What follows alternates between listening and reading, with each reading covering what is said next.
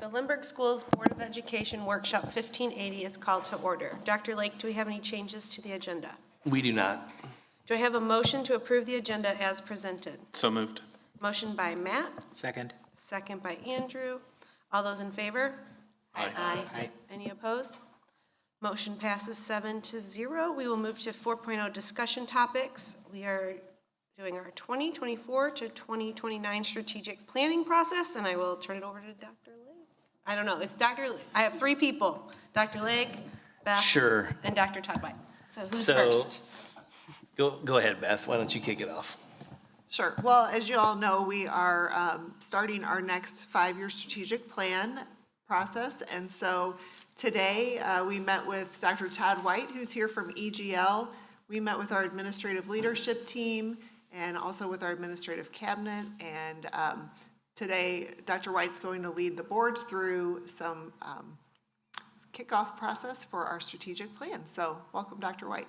Very good. Thank you so much. It's a pleasure being here. Enjoyed my time this morning with the administrative team and had conversations with Dr. Lake and Beth and others, Andrea, to assist us in this process going forward, as well as the cabinet. So a great start, wonderful kickoff, and I'm sure this will be the same as well. So let's talk just a little bit about who is EGL. So it stands for Education, Governance, and Leadership. And honestly, it's a couple of superintendents who retired in the midst of the pandemic, not because of the pandemic, it was already pre-planned. But we kept getting calls from colleagues and that sort of thing. And we'd kind of kicked around before that we felt as though that we wanted to stay connected. I just didn't want that sort of full-time grind that occurs in a superintendent and other school leaders, including board members. And so we started a nonprofit. We called it Education, Governance, and Leadership, and we basically do three things. We do strategic planning, assisting that, facilitating that with boards of education, their superintendent, and their school district. We assist the team of 8, the superintendent and 7 board members, in functioning at a high level and assisting them in planning superintendent goals and the like. And then we also help boards of education find superintendents as well. And so we've concentrated on those 3 things since the beginning of 2020, and which has led me here to you. And I enjoyed the interview process and recognizing some of you that I saw in the little square box on the Zoom, and really anxious to have a conversation with you this evening, but also then coming back and visiting with your staff and community here in just a matter of weeks as well. So we have a website. You can go there and find more information about us, but that's what we're here to do, is to help you and your community fulfill its mission towards the students that you serve. Okay, so next slide. So let's talk a little bit about the timeline that we'll be under. So we're here today meeting with the board, the administration, regarding the kickoff phase of the strategic plan. We'll be back to meet with the steering committee that Beth and others will take a look at forming here in just short order. I think we have 3 board members that will be on it as well, and some community folks, some students, and that sort of thing, to ensure that we've got a good, well-rounded opportunity to hear from the community and kind of test and vet various aspects of the work as we go through it. We've established those dates, so we'll have a meeting in September. We'll have another in late October. We'll do a lot of work in between that. We'll come back then in January, be ready for a draft of the strategic plan to come to you in February, and then it'll be in front of you for your consideration and full approval in March. Okay, so that kind of follows a little bit of that. Beyond that, then, we want to make sure that this is successful. We've gone through a great deal of planning. We've gone through a great deal of asking people questions and listening to their feedback. And to honor that process, obviously, we want to make sure that there's a really good implementation of the plan. So we'll be back, if you will, beginning in July of 2024 to assist you in any way that we can as you launch this next 5-year plan, and then continue to stay active with you over that 5-year period so that we can, again, ensure that the process was good for you, but most importantly, good for the students in the community of Lindbergh. Okay. Any questions about that? All right. So, next slide. Okay. So really, there's a variety of different definitions of strategic planning. The most simply that I believe is most appropriate for what we do is this quote from Socrates, which basically says that we want to ask ourselves some questions about what we're doing, how we're doing it, and how we might be able to do it better. And so we'll be asking a series of questions both here this evening, as we have with your administrators and your cabinet today, but we'll also be doing that with your community. So we've established 4 opportunities for the community to come to your middle schools and be involved in a process of asking questions and then taking down their responses. And then we'll be in every building that you have during the week of September 11th to, again, ask questions of your staff and your faculty and listen to their responses and then make sure that that's a part of the work that we do with the Strategic Planning Committee, and then ultimately coming back to you in the form of draft plans and then ultimately the one that you consider for approval. Okay? So the one thing that I heard loud and clear through the process of interviewing to be here tonight and to work with you was that your previous plan has served you really, really well. And by every measure, when you take a look at the success as you've identified those success metrics, you have really been functioning at a very high level, and the success of your organization and your students is reflective of that. We heard that loud and clear through the interview process. And so in many cases, this is not a right turn of planning where you'll do something differently, but rather an extension of the trajectory that you've already begun so that you can accelerate that into the future over the next 5 years. And so we come from the premise that you've already asked yourself some really good questions. You've been thoughtful about the path that you want to take. And now we're taking a look at extending that both momentum and trajectory and opportunities that we'll have for your students and staff over the next 5 years.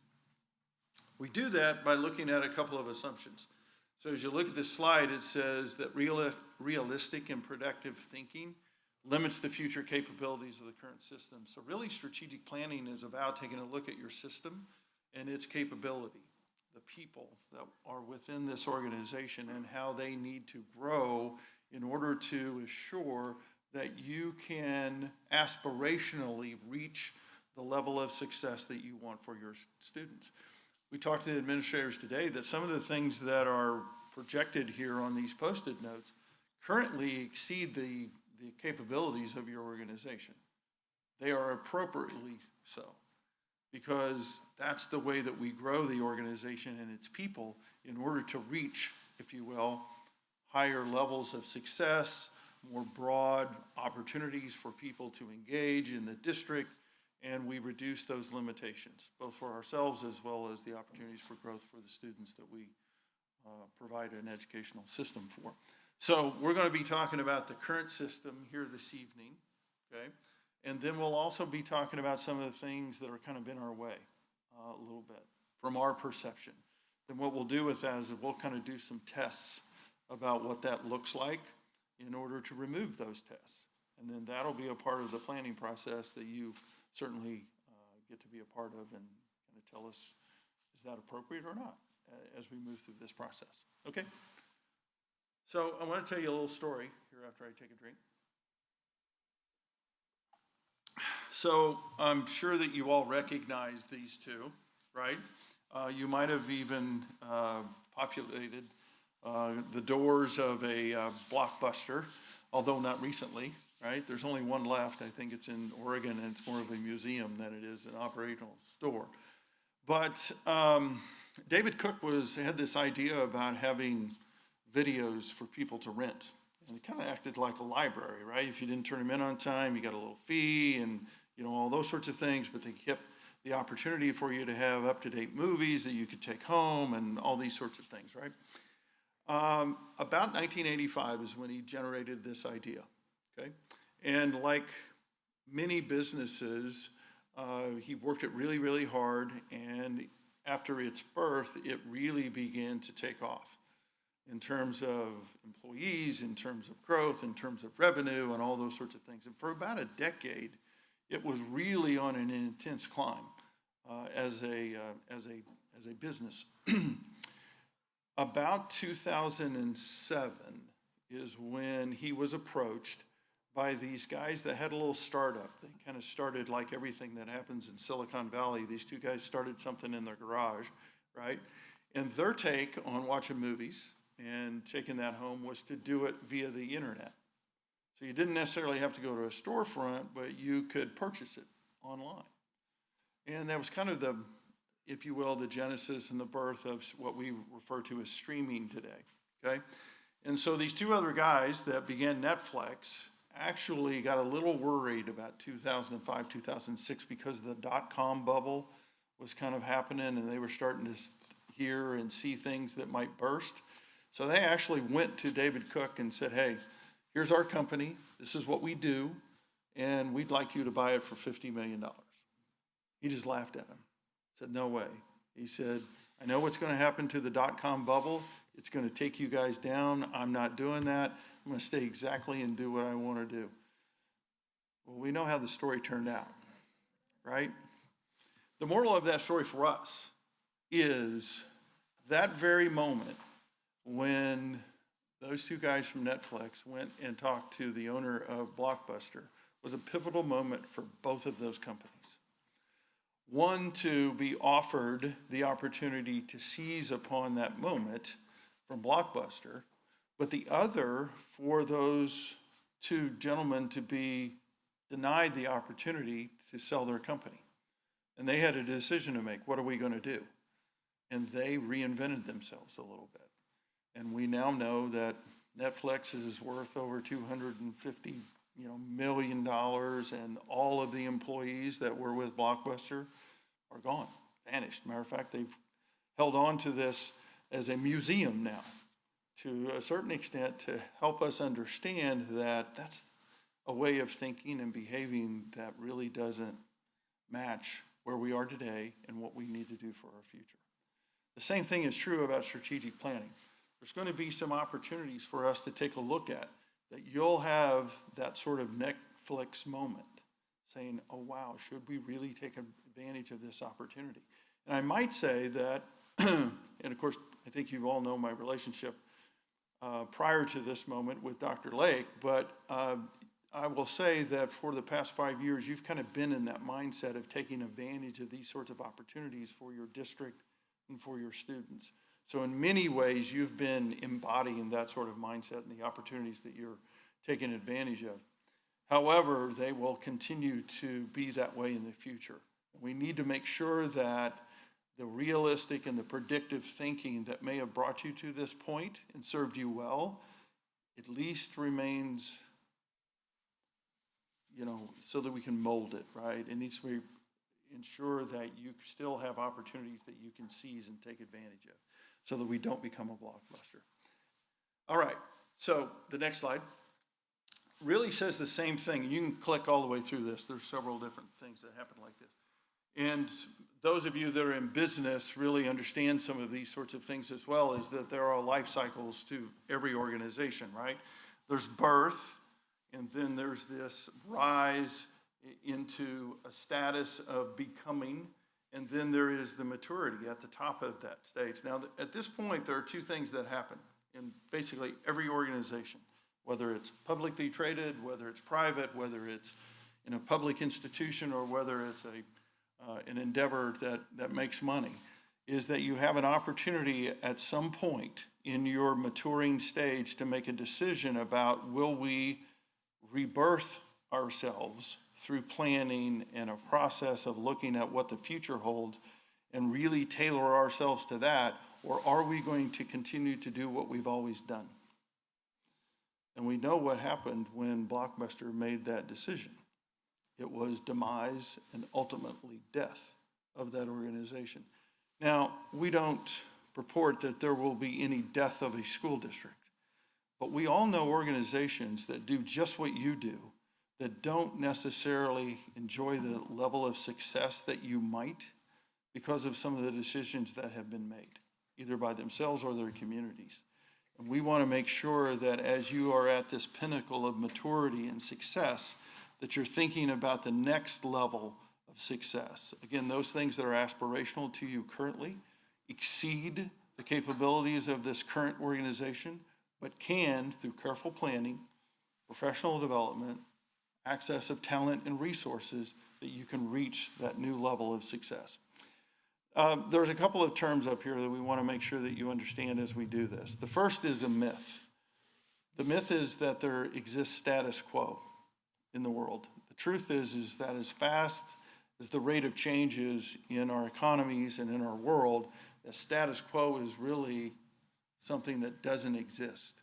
It's either advancement or it is demise to a certain extent. And what we're looking for is an opportunity to continue the rise that you're on, as we mentioned earlier, this sort of extension of your current planning. Now, we're going to do this by looking at a couple of other terms. One is absolutes.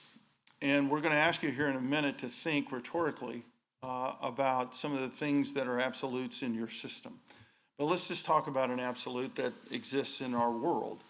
And it is that if you were to select somebody on the board that you would want to climb to the top of this building, stand on the roof and jump off. So you can point to that person now if you'd like. Okay. What we're testing is gravity, right? Well, it's kind of silly, right? But we all know that gravity is an absolute of our universe, right? It happens every day. I used to be taller, I'm pretty sure, but now I'm kind of shrinking. I think it's the effects of gravity. Absolutes exist in every organization as well. They are the bedrocks of what they think, how they behave, and the business that they do. They're necessary in our world, right? Artifacts are things that we do that make sense of our world. They help us be productive in doing that. You can just take a look at these cars that are going by here right now. One of the artifacts that we have is that we have streets. We have a grid in which we have traffic that flows in certain directions. It makes sense to us because people are able to get from one place to the other without crashing into one another, and they're obeying the laws and the speed limits and all those sorts of things that go into it. Every organization has artifacts. Your organization is full of them. You have curriculum, you have transportation routes, you have a certain way in which food is produced and consumed. We have a certain way in which we play sports, and we do a whole variety of things that occur, all created by us in order to make sense of this thing that we call school. Matter of fact, we tell kids when to get up and move, right? Usually by a bell or some level of that. All of that was created as an artifact, right? Again, to help us make sense of the world. Necessary and appropriate for everything that we do. Next slide. So here's the question, is that organizations that never identify absolutes will elevate those artifacts to absolute status. And here's a good one. It actually came up today. Quite frankly, it comes up every opportunity that we have to speak to people. And it is bus transportation. Transportation, more than likely, runs a lot of the decisions that occur in your schools about when kids can come to school, when they have to go home, when they participate in certain activities. It all kind of functions around when we can go get them and when we can bring them home. Matter of fact, since the pandemic, we've had such a shortage in bus drivers that now we have track teams, for example, that leave very early in the day so that that bus can come back, it can pick up elementary students and then return to the track meet, right? It runs a lot of what we do. Now, it's an artifact that we've created. It's something that we're responsible to do, but when we raise that to a level of an absolute, it says we can never take a look at how we function in that space, even over time, even after a pandemic, then we pretty much created that as an absolute. It limits our thinking, our ability to function effectively in order to do that. Now, I'm not suggesting that you need to do away with transportation, not at all. Only using that as an example that if we don't take a look at artifacts and understand that they are in our control, then they become absolutes. And everything pretty soon can be an absolute if we're not careful, okay? So rigid organizations that basically function and don't necessarily have this opportunity that you're getting ready to do again, particularly in a changing context of the world that we've talked about, and even from 24 to 29 over these next 5 years, the acceleration of change and the opportunities and some of the things that we will be challenged by. If we don't recognize our absolutes and secure them as a part of what we do, and ensure that our artifacts, if you will, are appropriately spaced and implemented in order to function this way, then we'll become too rigid to see any sort of opportunity that comes that way. Here's another. Anybody remember a Zenith TV? We had one. It was a console, right? When I say that to our kids, they just kind of look at me and go, what does that mean? I go, that was a piece of furniture. It sat in the middle of our room, right? Matter of fact, we felt like we were pretty classy one time because we actually had one that also had a record player in it. I mean, it was very cool, right? Well, when we turned that on, it didn't immediately come on, right? It had to warm up, right? And the reason why it had to warm up is because the technology at the time required those light bulbs to kind of warm themselves up. Remember the old gym lights? You'd turn it on, you'd wait for them to heat up, right? Well, the same thing happened to Blockbuster that happened to Zenith, because there were a couple of guys that were overseas that created a new type of technology.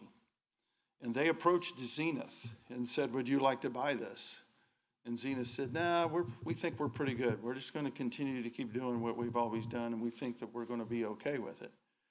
Well, the gentleman, what they had created and what they offered them was something called liquid crystal display. LG had created that technology. They had patented it. Most of us probably know LG. Nobody recognizes or even remembers Zenith too much anymore, except us old folk, right?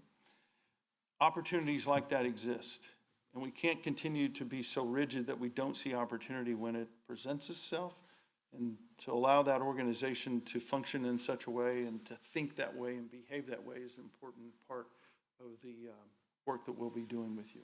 Okay. Here's another way to say it, right? No thanks, we're just too busy doing what we've always done, right? And so we're going to continue to test those assumptions as we move forward. Okay. The thing that I so appreciate about the planning that I've observed you do and now look at is that you have begun with this question of why, right? And you've very appropriately placed it out on your website. You can go to the next slide. Because you've kind of started with this why right in the center of your organization. This is his golden circle, Simon Sinek. Talked about then how we accomplish that, and then the what basically is the result of student achievement success that occurs. So very quickly, take a look at your declaration of your purpose, and the critical means by which you will achieve that basically says this. Go ahead, 2 times. Excellence in learning and designing the future, okay? And the thing that I appreciate about that is that it's not specific just to your students. You've said excellence in learning is something that you do as a district, which means the adults participate in that process as well. And it's not just the fact that we do it, we're also doing it at the same time that we've got an eye on the future, because you're taking a look at this in terms of the context of where people will be in their future, where you will be in that future, and how relative you are to it. So congratulations on that, but I think that you're particularly well suited to extend what you've already done by placing your why in this particular place. So let's go to the next one. This is kind of building on those golden circle, those centric circles that we're going to be talking about. Okay, next. How you do that is through a series of bold resolutions that really direct where your resources and energies are going to be as you take a look at these continuous achievement possibilities. So what you have said is that you do that through personalized learning experiences, okay? That's significant because to really make it personalized for adults and for kids requires a great deal of effort, requires a great deal of cost, requires a great deal of people in your organizations to be able to do that. People could do this leaner, if you will, but because of your commitment to personalizing that, it really drives a lot of the things that you do. I'm not questioning that, only pointed it out that that's something that you have found value in, to personalize that learning so that every student has that ability to have that sort of impact from every teacher. Okay, next. Your beliefs, I think, are an important part of what you've done here, and we talked about that today with your administrators, is that it appears from outward looking in that you've spent a good amount of time thinking about those things, right? We talked to a couple of administrators that are new to your system, and even the assumption was that part of the reason why they're with you is because of what you believe and how that is portrayed by the people of this organization. So these sorts of things are incredibly important for us to build upon as we look for the extension of this new plan. So your beliefs are stated in this way: well-rounded experience, academic, social, emotional, leadership, growth for students. Not many people talk about leadership opportunities for students, and you have, so it's good. Collaboration among your diverse community, which includes everyone, as you've described there. And then high-quality instructional teams that really kind of embody the sort of academic achievement that is so a part of your history, but also a part of your future as well. Okay, next. And then finally, you talk about your strategic goals. Go to the next, yeah. So these are uncompromising commitments, and what's particularly, I think, well-suited for you is that these are stated in very measurable terms, right? So again, for us to come into this space and build upon what you've already done is incredibly important because of the way that you've portrayed your success and documented the manner in which you've achieved it. So your goals in academics, facilities, resources, talent, and communication are a large part of that. Now, here's the reason why I went through that, is because what we're being asked to do, and the charge from the committee that hired us, as well as now the board, and I'm kind of testing an assumption here that I'd like you to respond to, is that as we build upon the current strategic plan and the trajectory of your success, is that your why, your mission, if you will, the beliefs that you have, these strategic goals are going to form the basis of the work that that strategic planning committee will do. And I see a couple of head nods, right? Okay, so that's the launch pad that we will utilize in order to begin this particular work. Again, that maintains that we're building upon something as opposed to creating something anew, which I think is not what you wanted. And I would say, based upon what we've reviewed, it's absolutely appropriate for you to be able to launch from that point. Okay, so let's go to the next one. Slide. Next. There you go. All right. So this is the part where you're going to participate. You should have posted notes in front of you. Okay.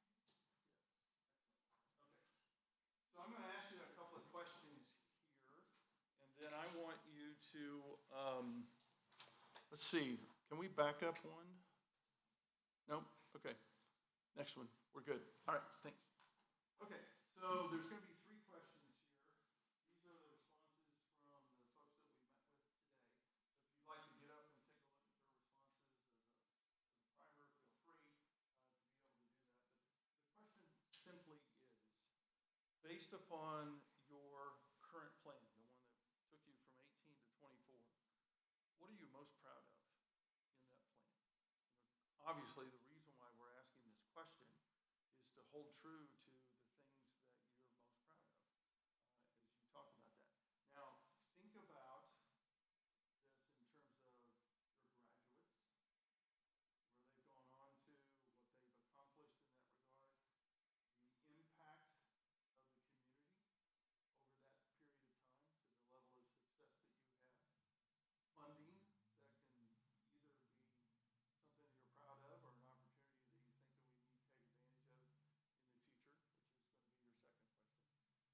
partnerships that have been created. You've got a lot of programming that's gone on over the last 5 years, and it all didn't just come from your particular staff. You formed some unique and powerful partnerships in your community. And then the manner in which you've communicated with your community about your success and about your planning and what you've been doing here in order to provide for those students. So the question is, what are you most proud of?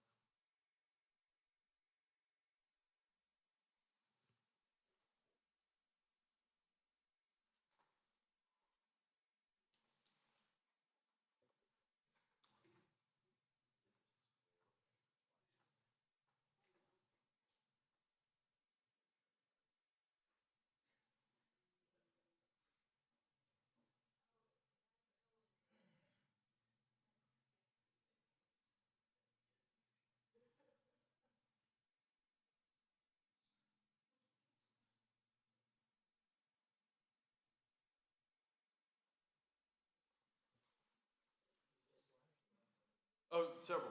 You'll see, there's multiple responses. I was sitting there going, he said, what are you most proud of? Which one do I pick? No, we let you do something on multiple responses on one if you like, or you can have several.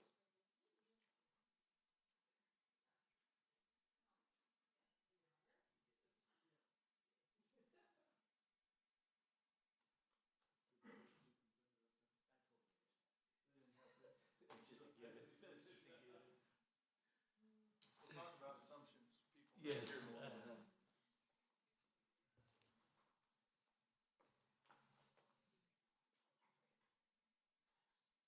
Oh, thank you.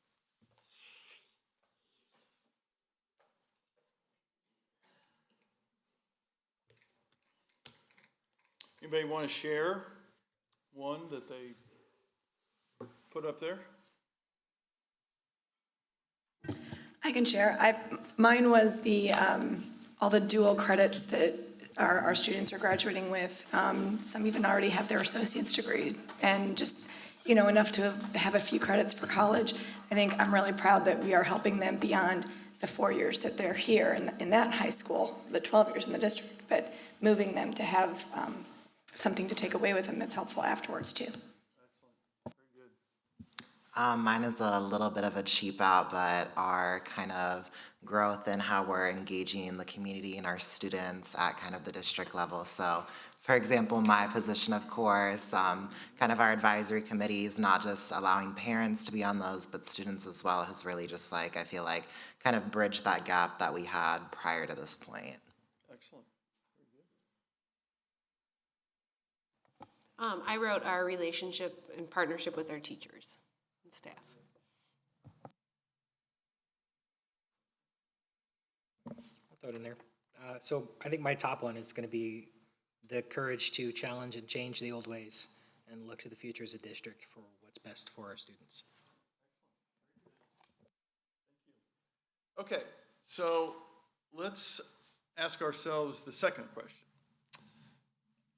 Again, with regards to the current plan that you have, what have been the areas of growth and opportunity that you've seized upon? Can you explain that a little more, please? So within that plan, there were some things that were written in 2018 that were pretty bold. Like, ooh, can we really do that? And to a certain degree, they exceeded the current, at that time, capacity of your district. But you built your system into that opportunity, and now it's available to your students, your staff, or your community. So we're really kind of looking for things that at one time exceeded the capability of your organization, but because of your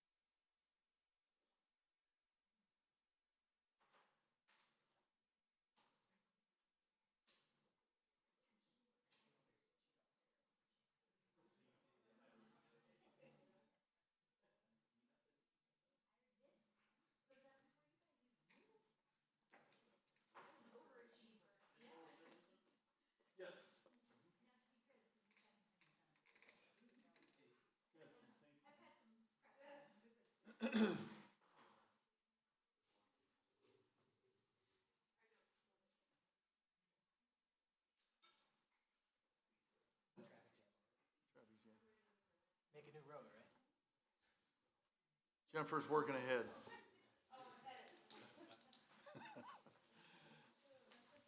Anybody want to share? What was a growth opportunity that you seized upon over the last 5 years? I'd said offering free full-day kindergarten to our community. Yep, That was huge. big time, wasn't it? Good for you. That, I went with the implementation and exploration of tools like FastBridge and iReady and those that help develop that individualized student training plan. Excellent. I think I would just say that as we developed this plan, we had resources, we had people in certain positions, and anytime the organizations had an opening, we've always asked the question, is that still positioned right for the organization? We have added positions throughout the last 5 years, but most of the time that was revenue neutral. And I'll give you an example. We had a executive director of facilities, and we took that large salary and created a director of safety and security and a intervention position. So when we looked at our goals, so as we've had this, we've had the opportunity to look at our resources, and I think that's something that I think we've really seized well is, yes, we've added positions, but it's really been kind of revenue neutral. I'm not saying it's been completely revenue neutral, but we've looked at, can we get 2 people for 1, and can we add $10,000 and really get what we need? I think the board has been very supportive of that and has been engaged in those conversations, as well as our teacher leadership group in NEA. Anytime we add things, we go to them and say, hey, this is kind of revenue neutral, this is what we're doing, this is why we're doing it, to make sure that they understand why we're doing it, so. Excellent. Part of the reason that we asked this question as well, kind of going back to the story of Netflix, is that at the beginning of a business, there is this energy, enthusiasm, and manner of thinking and behaving that is really strong in the founder or the owner. Bold, aggressive, taking advantage of opportunity, those sorts of things. Over time, sometimes that can get lost as we grow the business and we turn it over to others in order to carry on the vision that we have and those sorts of things. And so we'll always remind ourselves to have that sort of founder's mentality about things, that we want to seize on opportunities in every way, every day. And as we build this plan, we want to infuse that sort of thinking, behaving, and mindset into it so that you don't come back to this sort of realistic and predictive way in which you've done things, even innovative as it was maybe 3 to 5 years ago, but now doesn't have that same sort of momentum and aggressiveness and opportunity to seize upon things that are before you. Okay? Good. All right. So the last question about your current plan is, based upon what you know, is there something in that plan that has yet to be accomplished? Let me set this up for you. The reason why we want to know that is because the next question that we'll be asking ourselves as we go through this planning process and working with the Strategic Planning Committee, is it appropriate that we take that piece and put it into the part of planning that we're going to do for the new plan? So this is not a slight on Dr. Lake or you or anyone else in the organization to say, well, we didn't accomplish that and we should have. Rather, it is to ask ourselves the question. We recognize that that wasn't totally complete, but the question begs is 5 years ago it may have been appropriate. Is it appropriate now for us to consider the next 5 years? Make sense? So based upon what you know, is there something that has yet to be accomplished in your current plan?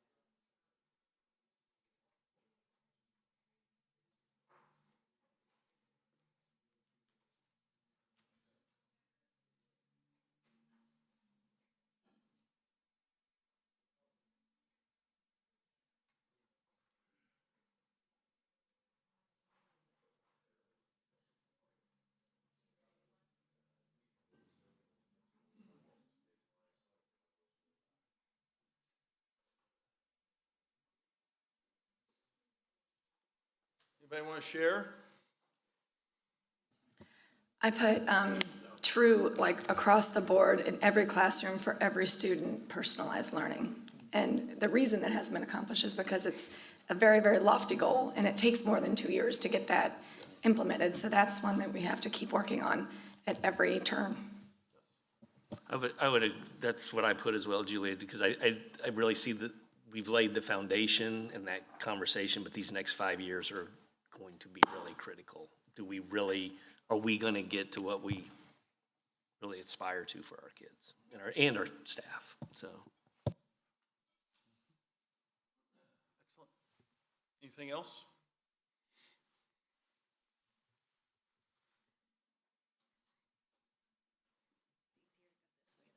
Yep.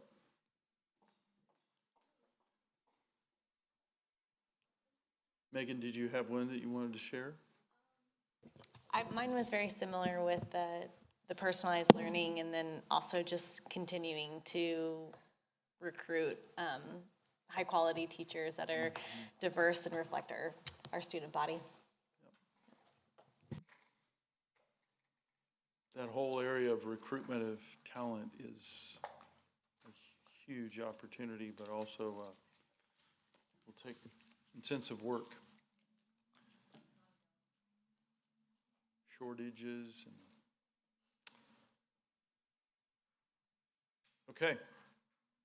Okay, so we're going to now move for you to begin thinking about the next 5 years, okay?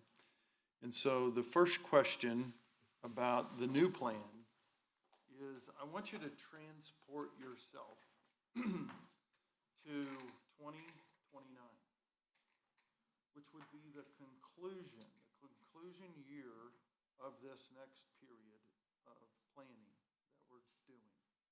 And I want you to envision that you're in this room and there is a celebration that is occurring. It's a celebration of your strategic plan, and you're looking back over 5 years of accomplishments, and you're thinking, oh my God, look what we did. Okay?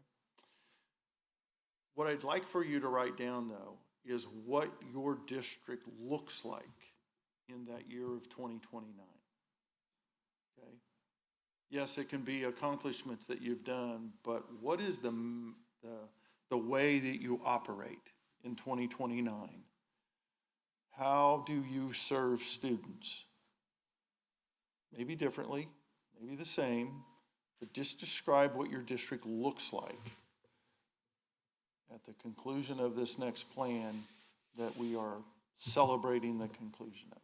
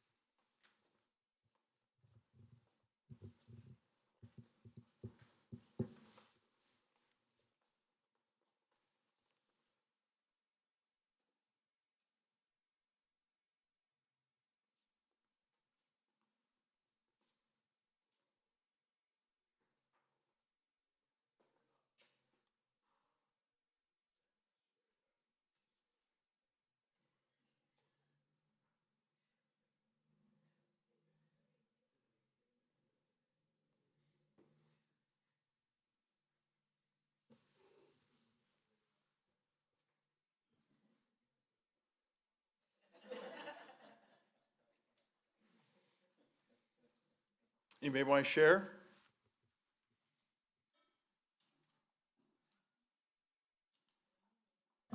I said, I said a district that values student growth and outcomes over test scores. Very good. There was a big vote today in Jeff City that'll put you on that track. Congratulations. It's awesome.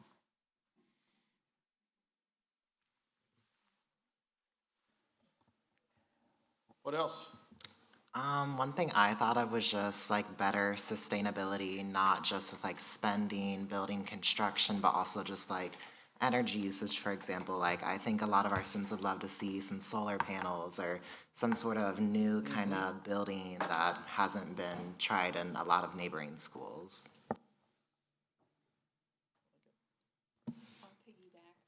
Adam, and I'd like to see a few robots roaming through the hallways. Okay. I think we have that opportunity with the Farmers Club, so I'm excited to see what happens with that. But what I put up there was, I just put student portfolios, because I think that if a student can walk away with a portfolio that shows what they've learned and how they've learned it, then that will just show how much we're teaching them is better than an A or a B can. It will say, this is what I've learned. I went a little big. I said a role model to the nation for what education of tomorrow should look like. There you go. I like it. Ms. Watts actually kind of sparked an idea. I didn't think about it at first, but kind of like utilizing AI in learning. I know that's kind of on the forefront of education, definitely something that we should be considering with this upcoming plan. Yep. Very true. Anybody used Chat GPT? Yep. Used it today. Yeah, there you go. Yeah, it's the way of the world, right? Yeah. It's a good example of the Netflix moment, right? And we've already seen that. I think it was New York. I don't want to necessarily call them out, but it's chronicled in many publications. Is that when it first came out, their statement statewide was that they were rejecting it. They weren't going to allow students to use it and that sort of thing. 3 days later, after an upheaval from all the students and the staff, they said, oh, well, we're going to create a commission to study how it can be best used. So, yeah, it's here. It's something that's certainly going to impact our work and do that. I can remember Bill Daggett about 20 years ago talking about students taking tests and that, not allowing them to use a calculator or, and he said, pretty soon you're going to have a calculator on your arm. It's going to be in your wristwatch. We know what happens. I mean, everybody's walking around with these Garmins and these Apple. It's true. It's come to fruition. So, and back to the earlier point about the student portfolio, how it's utilized by that student to parlay opportunities for their future will be incredibly important to them, right? Not only just to have it, but then to be able to present it in such a way that says, I have value to your company, or to start their own business in that way and to be able to sell it to all of us. So, great opportunities out there. Okay, so when you think about 2029 and the district becoming and being in this place that we just described, I'd like for you to think of what it will take to achieve that in 3 ways. Okay? The first is, what must we continue to do over the next 5 years in order to ensure that we can achieve that status of 2029? So the first is, what do we continue to do?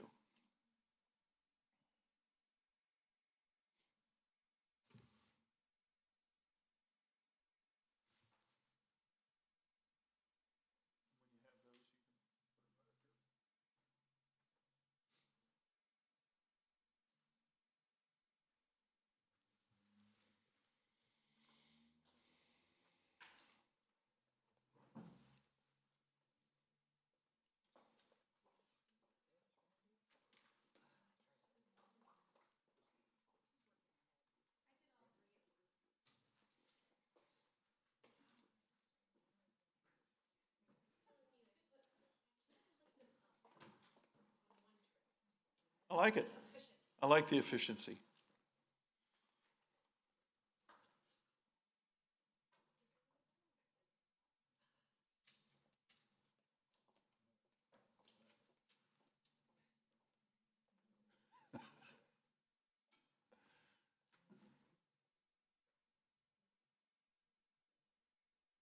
Anybody want to share one thing? I said prioritize student needs above all others. It's the most important thing. Yep, excellent, very good. I went a little more broad and I just said to continue to trust, try, and be open to change. I like that. Very good.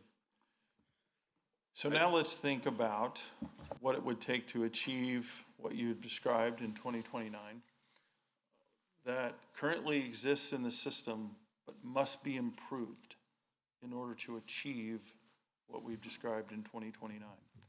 So things that are here, but we know that they have to advance. They must be improved. An emphasis on greater efficiency, greater productivity, greater distribution.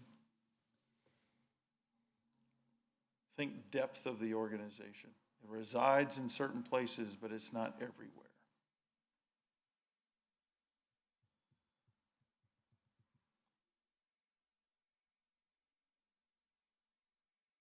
Might be a good time to tell you that some of these can be duplicated, because you might have said it over here, and now we want you to say it over here.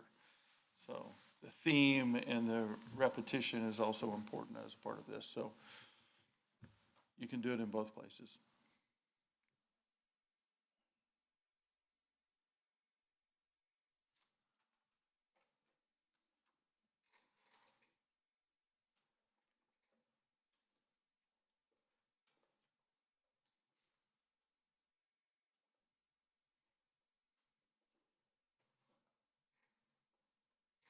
Anybody want to share?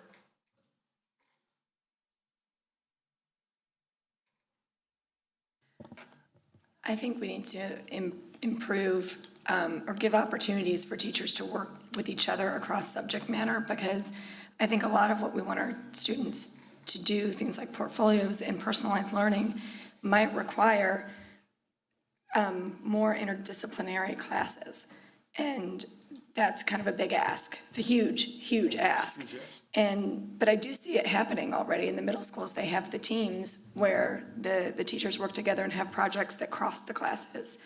And that's really cool. The students like it, and it is happening. And so maybe more of that on a bigger scale. I appreciate you saying that, because this serves as an example for us to kind of unpack absolutes and artifacts a little bit. So one of the things that schools generally have as an artifact that's raised to an absolute level is what they teach and how they teach it. Because for years, we've kept history and social studies separate from English language arts. Now, a few people have put them together and called them humanities, but generally speaking, we don't interlock many of the subject areas that we ask students to be taught from a teacher standpoint, but also be learned from a student standpoint. And there's maybe some good reason for that, but there's also a pretty good reason of why some of that should be interconnected as well. And that's a good example of how you raise that artifact and say, well, we've never done it that way. This is always the way it's been done. There's a very true story. Most of my stories are true, but this one really is. So back at the turn of the century, a committee of 10 was a group of men, Carnegie, Vanderbilt, other folks, that were looking at public schooling and how the studies should be, curriculum, how it should be organized. And they came to chemistry and biology and physics. They tried to figure out, well, what is the appropriate sequence for the things that we want students to learn in these three subjects? And how should they be, put into this articulation. They thought, and they thought, and they thought. There's no real logical reason for separating them or putting them together, but what they chose to do was to use the alphabet. And so for years, people first took biology, then they took chemistry, and they finally took physics. The only reason is because if you guys sat around in a smoky room, most likely, at the turn of the century and said, we can't figure it out, let's just do it by alphabetical means. Artifacts that are never challenged, but raised to an absolute status that we carry on and on and on. Every organization has them. They're not always bad, but it's really a good cause for us to challenge some of those assumptions. So, Julia, thanks for bringing that to our attention and something that we can take a look at. Anybody else? Okay, so in order to achieve the things that you want in 2029, the last way we would like for you to look at it is this. There are probably some things that you're currently doing, well-intentioned as they are. We're not disparaging the people that are doing the planning or the work or implementing it, but we probably could or maybe should stop doing those things because they might prevent us from actually achieving what you described you wanted to look like in 2029. The reason they would stop you is because of the talent, the resource, or the time that is being committed to this activity, that if that time, energy, and talent was created over here and used here, would extend the opportunities that you saw, that you aspire to, or that you envision for 2029. So the question is, give yourselves permission to put down something on a Post-it note that says, we probably ought to stop doing this.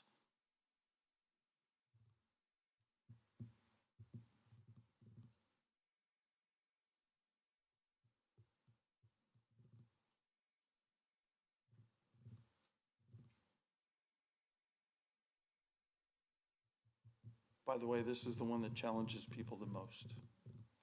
We're really good at adding to, but never really good at taking away. There's a $1 billion business called storage facilities that are banking on it because we've never thrown anything away.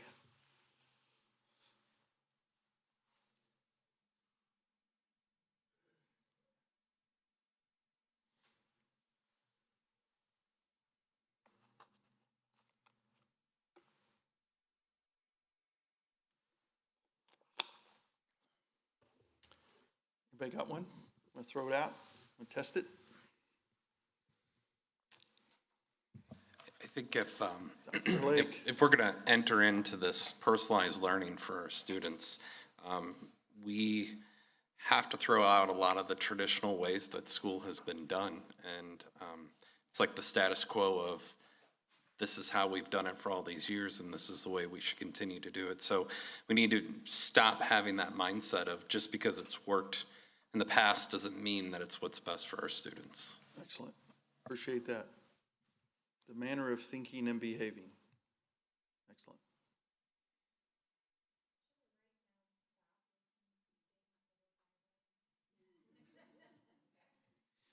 Well,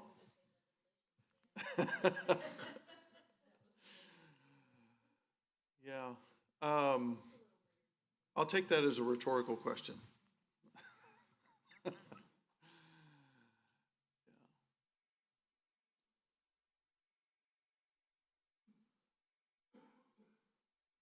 Anybody have one?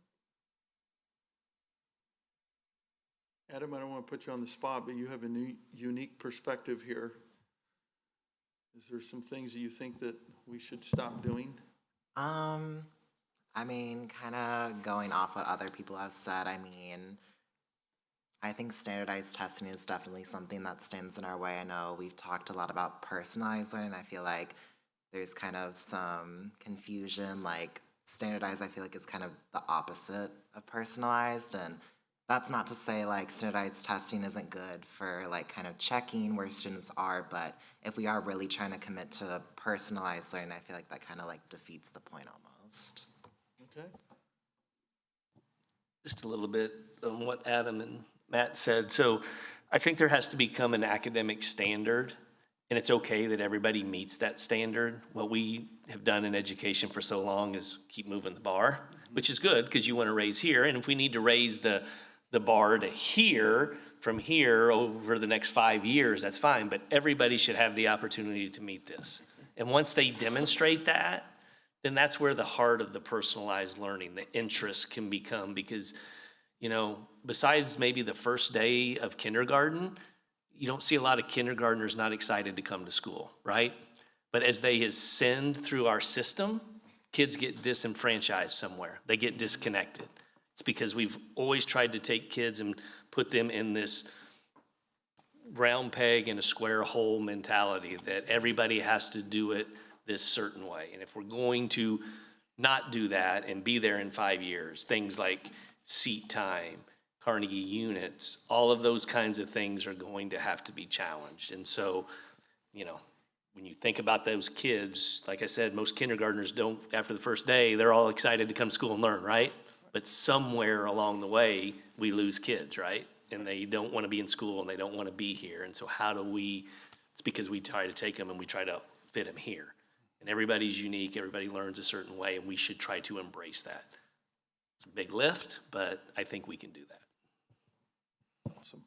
What I most appreciate about your comments, and particularly yours, Matt, because it's centered right on this, it's not a thing that you believe that you should stop doing, but rather begin a manner of thinking to challenge things that you're currently doing to see if it doesn't meet what Dr. Lake and Adam have been talking about.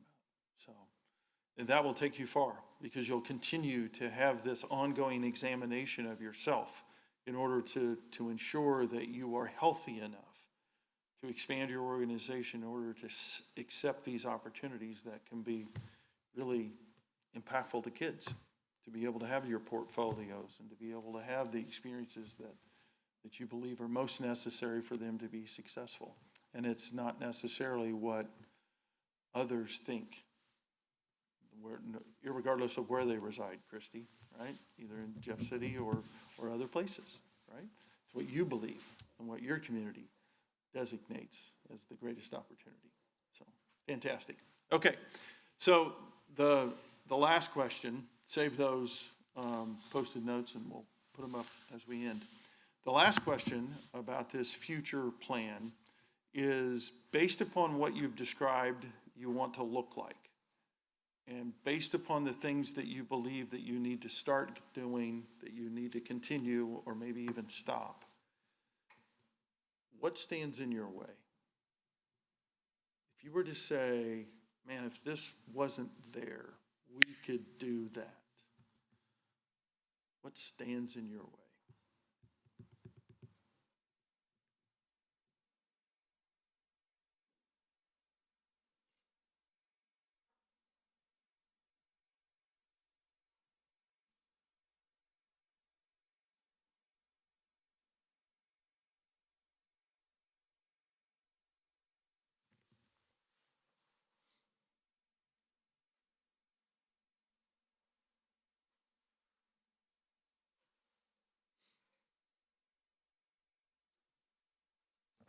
So I'm sitting here thinking, and I've got a bunch of one-word answers, Okay? right? Things like fear, racism.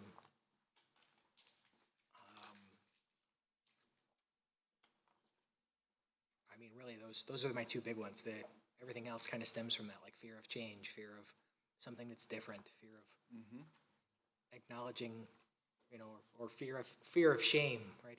Fear of feeling like something you did was wrong, or admitting failure, or any of that. So, I guess, is that the thought here? Do we write that kind of thing down, or is it, you know, if this street wasn't here, we could build another school? Yeah. Well, What's the exercise? yeah, so spoiler alert, right? Most things that we often convince ourselves are obstacles are usually things that we could control in some way. Might be a bold action on our part to do so, but we probably could. Kind of go back to the absolutes and the artifacts. most of the things that we would put down to say, yeah, that kind of stands in our way, is in some form an artifact.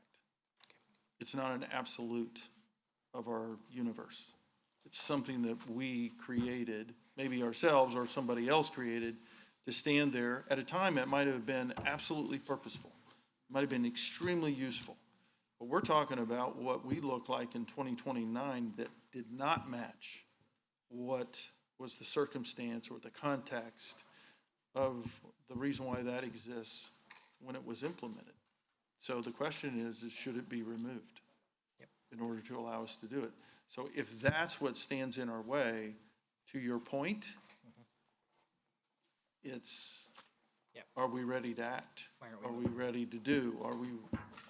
Do we have 8 people here, 30,000 people there that say, yes, we're ready. We're ready to do that because of such the impact that it has of what lies on the other side of it.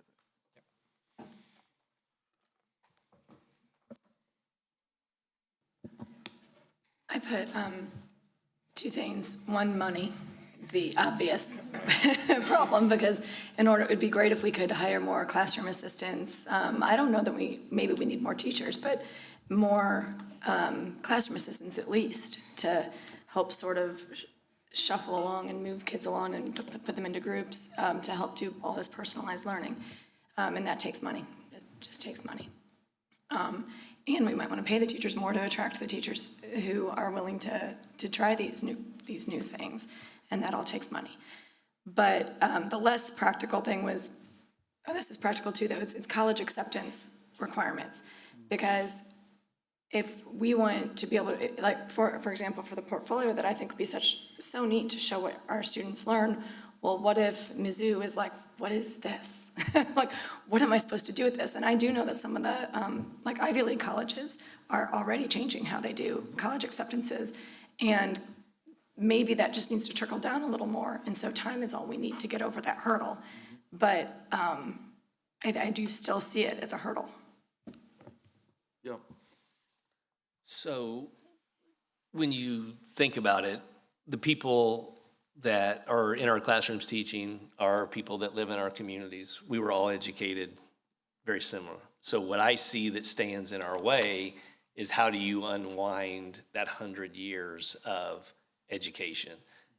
How do you partner with institutions and universities in their teacher training program that says, teacher, you don't have to be this person here. You can take that role as a coach. You can be a facilitator, you can do those kinds of things, but until that happens, we will continue to grow the capacity, but it's a slower capacity growth. It can't happen fast. You've heard me say it, one bite at a time, right? We're gonna eat that elephant, right? One bite at a time. And that's what we're doing now. It's like with our personalized learning. We're pulling Band-Aids off, we're picking away at it, but until there is a systemic buy-in, and that's why I hope the Success Ready Network in our state, the 20 of us with more coming on, can get this energy over the next 5 years that says this is really how the next 100 years of education needs to look like, so. Yep. Totally agree. A little side story that actually Tony was in the midst of at this time. So when the CAPS program was launched in Blue Valley some years ago, this rose to a fevered pitch about what the students were receiving and putting on a transcript and then trying to explain that to a college admission officer about what it meant.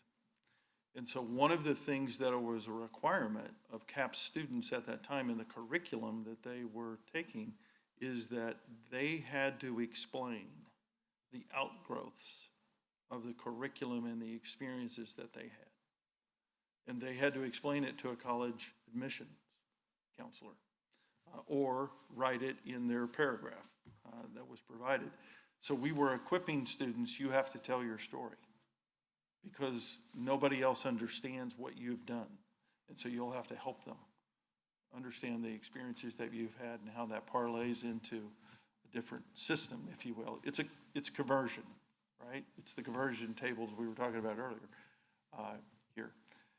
And I think that that's still a requirement for what you're looking at doing in 2029 with students, is this notion that as we build that portfolio and we provide it to the Adams of the world, we also have to say, Adam, you're going to have to tell this story about what it does for you, and then how you can tell people this is the value that I now have because of it.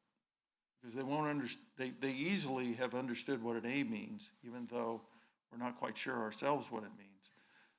But they'll absolutely won't know the experiences that you've had in the farm club unless you explain it to them. So I think that that's part of, as you lead into this, being able to give agency to people that need to tell the story is incredibly important to be able to do that.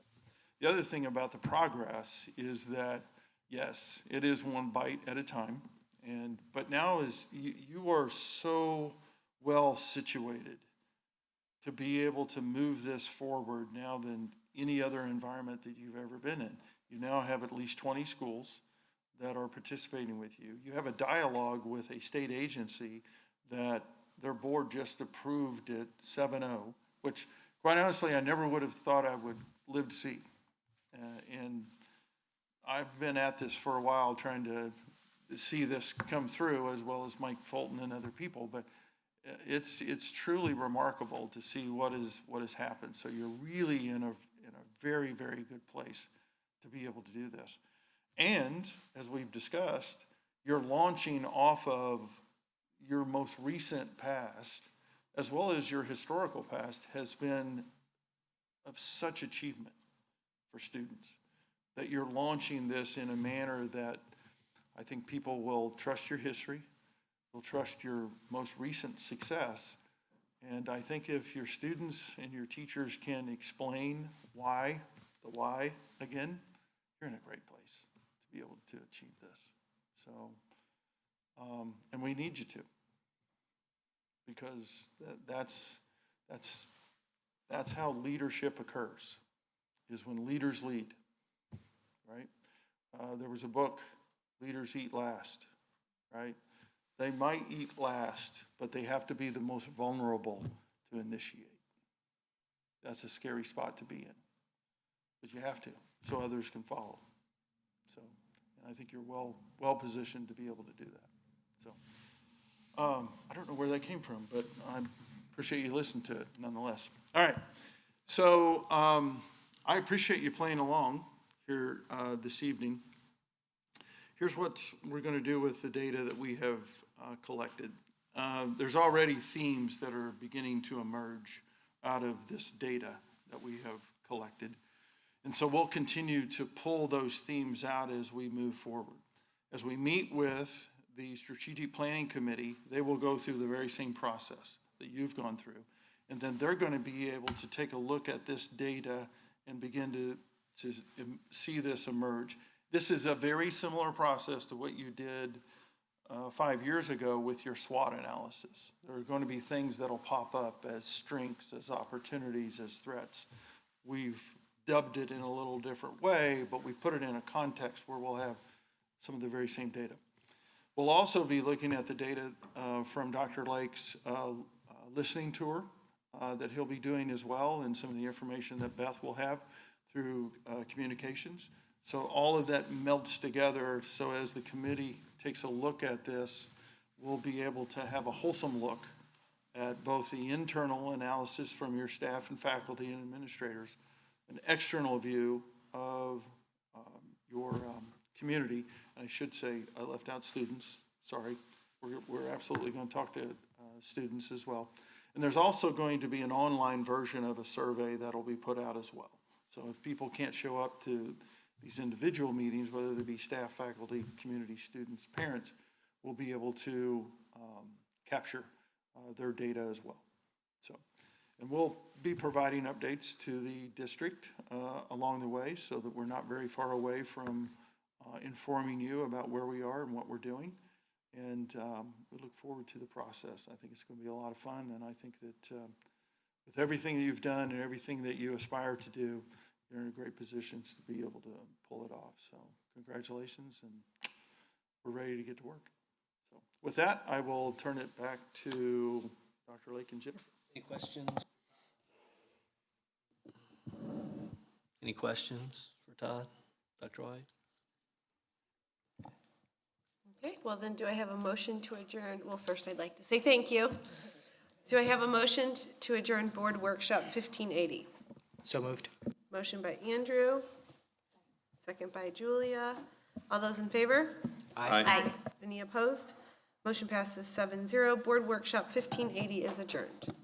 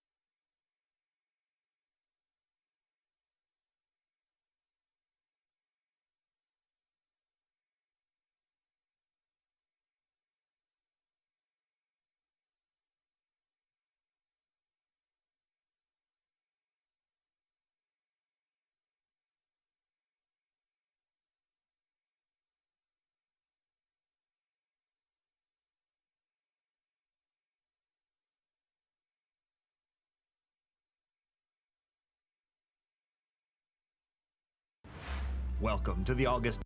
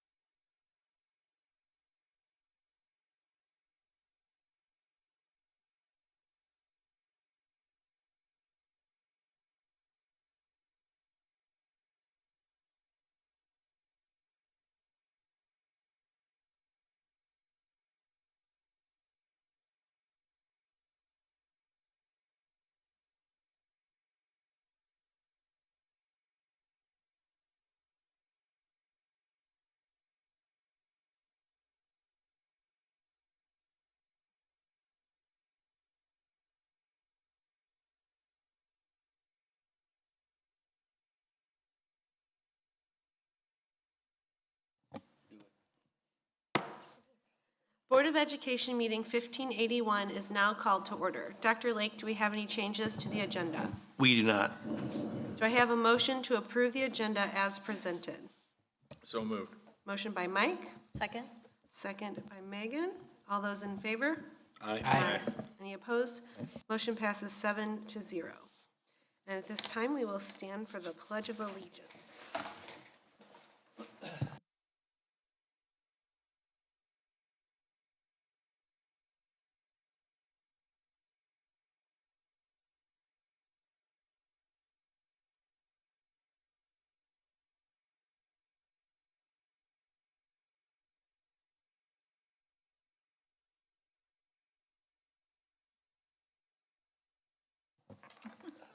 There are no special recognitions this evening and should start back up in September. There are 5.0 consent resolutions. There are none this month. 6.0 citizen communication regarding agenda items. There are also none this month. 7.0 communications, calendar events, Ms. Vetter. Thank you. So we are getting back into the new school year, so a lot to go over, what is to come. So some of the district events for this month are tomorrow, faculty and staff return for professional learning and work time. August 17th is elementary school Meet the Teacher Night. Our first home football game is Friday, August 24th. On August 28th, we will have our first technology advisory meeting. There will be no school September 4th. Then Student Life Advisory meets on September 7th. Did I say September 4th? September 4th, no school. Can't remember if okay. September 8th is International Literacy Day, and then September 10th through 16th is National Arts and Education Week. The Teaching and Learning Advisory will meet on September 12th, and then Finance Advisory meets on September 14th. And then lastly, we will be back here Tuesday, September 19th for a tax rate hearing at 7 p.m., and then our regular board meeting will follow immediately after that. Thank you. Do any board members have any meetings to report for the previous month? So Saturday was the start of fall sports. And I bring it up because it's so fun to see all the community out and all of the students. And each sport was representative for fall sports. And they did their lineup and everybody ran through. It's just a wonderful time for our high school students and their younger siblings or middle school students to see all of this activity take place. So it was super fun. I'm the school board liaison for the Lindbergh Foundation Board, and on last Friday, they held their kind of foundation retreat to get ready for the new school year and go over the efforts that they will make to do all of the amazing things that they do for the school district and raise money for more scholarships for students and teacher grants. And it's always just a really great day and very energizing to see all of these individuals that put so much time and effort into making Lindbergh such a great place for students and teachers and hopefully everyone else that comes along the way. So it's always really exciting to see all the good work that they're doing. Thank you. Anyone else? There were a few of us that went to the New Teacher and Learning Institute, and that was on the news, and that was a great story. So good job on that. And so it was great to see all the new teachers. Welcome to the district. Thanks. 7.03 announcements, Ms. Vetter. Yes, we do have one announcement tonight with Adam coming into his senior year. The Lindbergh School Board of Education is seeking applicants for the 2024 student representative seat on the board. This position will be open to eligible juniors through an application process and is designed to enhance student voice and expand student representation in district governance. Applications will be emailed to students within the next couple of weeks. So juniors, check your inboxes. Thank you. And 7.04, review of upcoming Board of Education meeting agendas. Yes, hello. September 19th, we meet again. That's a Tuesday, 7 p.m. for a tax rate hearing and regular meeting. The tax rate hearing includes a presentation of the proposed tax rate and hearing of citizens' petitions regarding the proposed tax rate.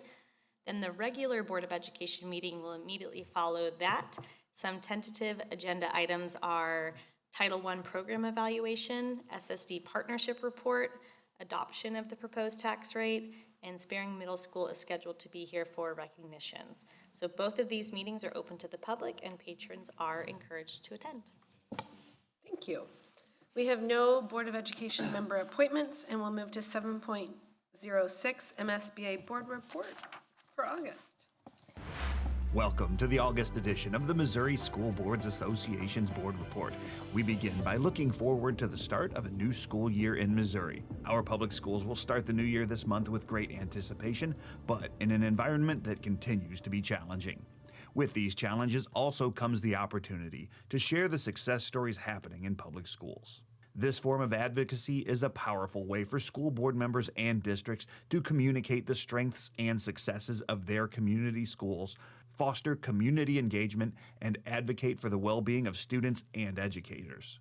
Our schools are filled with success stories, tales of students excelling and overcoming challenges, teachers going above and beyond, and innovative programs that set our public education system apart. MSBA's It's Our Why campaign is focused on helping schools share the outstanding accomplishments going on in public education through social media, websites, and other avenues, promoting the belief that Missouri students are not just the beneficiaries of our efforts, they are our why. Recently, MSBA's Board of Directors gathered in Columbia for their quarterly meeting, and a few board members discussed their why. My why is I'm a former public school teacher. I believe in public schools, and I believe in teaching and learning. Kids come to school, and in many instances, it's the best place they've ever been. And so I work toward making sure that schools are available to kids and that their caliber is excellent. I come from a pretty poor part of the state in southern Missouri. We are the 6th poorest congressional district in the United States, and I've just seen the difference that education has made in children's lives. I believe education is a key to prosperity, and I want to do everything I can to advocate for students so that every child has a chance at a great public education. Because public education serves all kids.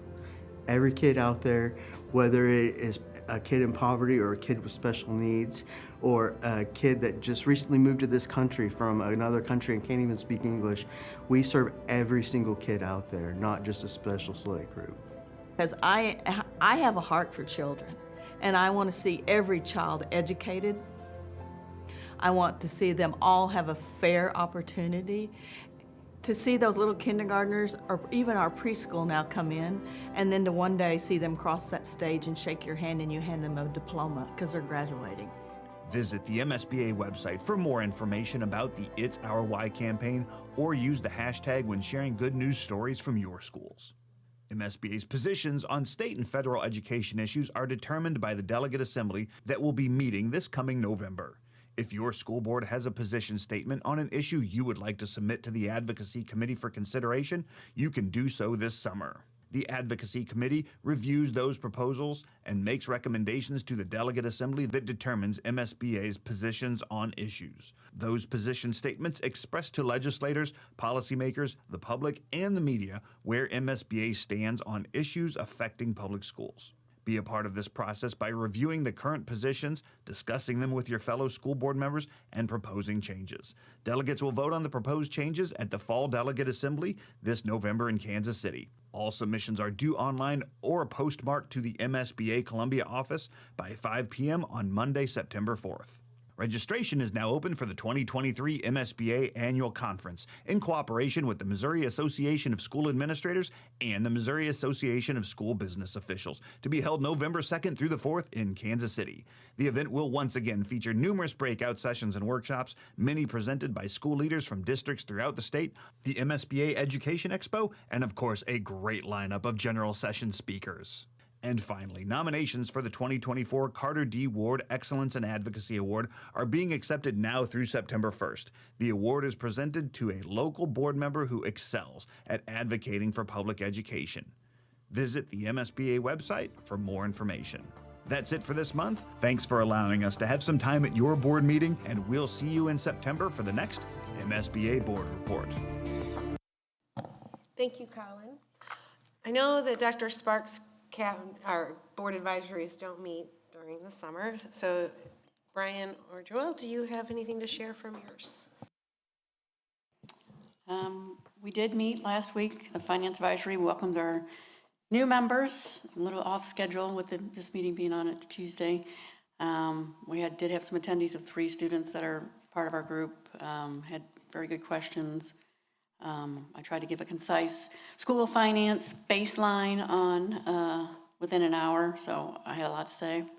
But just getting the new group in place with where we're at with the budget and things, so it was a good meeting. Thank you. Our group also met this month. We talked about the monthly personnel report. We also did an enrollment update, and we talked about staffing, particularly classified staffing positions that we are still working to fill. Thanks. And 8.02, our student report. Adam? Awesome. I don't have too much tonight, but to just start off some LHS recognitions. So senior Elise Norman recently participated in the annual Changemakers projects hosted by the YMCA National Chapter. So what that consists of is basically you create a project, something about your local community. So hers happened to be about radioactive waste disposal at some elementary schools in North County, which, I mean, personally, I didn't even know was an issue for us. So it was really awesome. She got to go to Washington, D.C. She presented it to youth governors, which are basically elected students at youth and government conferences across each state. Kind of go up there, they present in front of them, and then the top 3 get $5,000 to actually fund the project they present on. So I know she definitely had an amazing time with that, and it's really awesome that our students are engaging in all these amazing activities. Our marching band recently went to Camp Lakewood for their annual retreat to kind of work on their upcoming show entitled Shadow Works.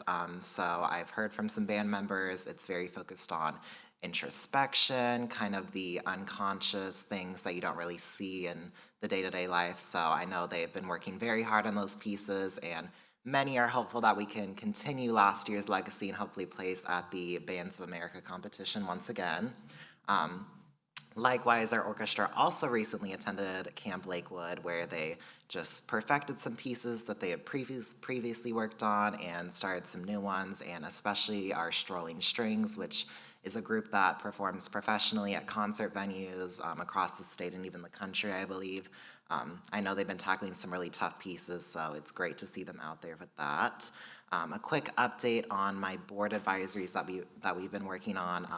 We met again to kind of just like reestablish our goals, make sure everything's where it needs to be. We had over 240 students apply, so we'll be sending out emails within the next week or 2 to our selected students, and we'll get them going immediately.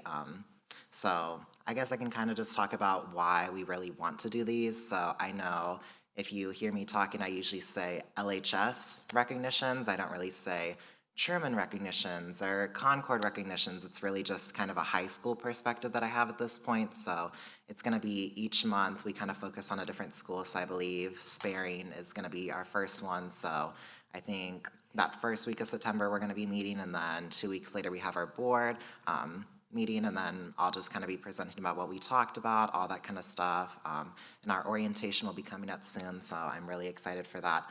And then it's funny that Ms. Vetter brought up the 2024 Student Board Representative, because I was actually gonna briefly touch on that.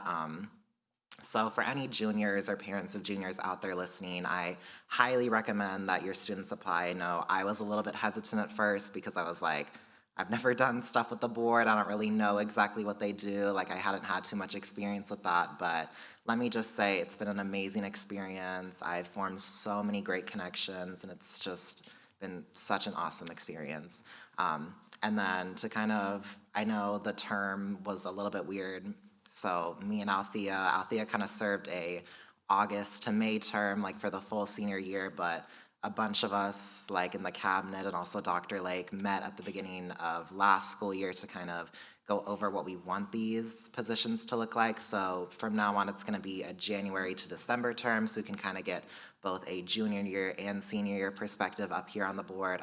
And also that way, we don't have our senior member suffering from some senioritis up here on the board.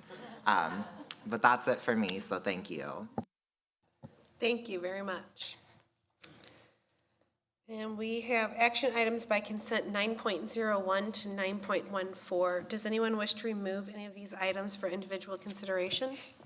I don't wish any items to be removed, but I will abstain from voting. Okay, thank you. Hearing none, do we have a motion to approve consent items 9.01 to 9.14? So moved. Motion by Andrew, Second. second by Matt. Any questions? All right, all those in favor? Aye. Aye. Any opposed? And we have one abstention, so motion passes 6-0. 10.0, individual action items, there are none this evening. 11.01, for the record reports, we have 3 this evening. They are our district assessment plan, our library media services program evaluation, and the annual secretary of the board report. Upon review, board members can contact Dr. Sparks or Joelle Scheibel if you have any questions. There are no other reports or resident-initiated agenda items this evening, and we have already conducted our executive session, so there's no need, and we will move to 14.0, adjournment. Do I have a motion to adjourn board meeting 1581? So moved. Motion by Megan, Second. second by Christy. All those in favor? Aye. Any opposed? Motion passes 7-0. Board meeting 1581 is adjourned.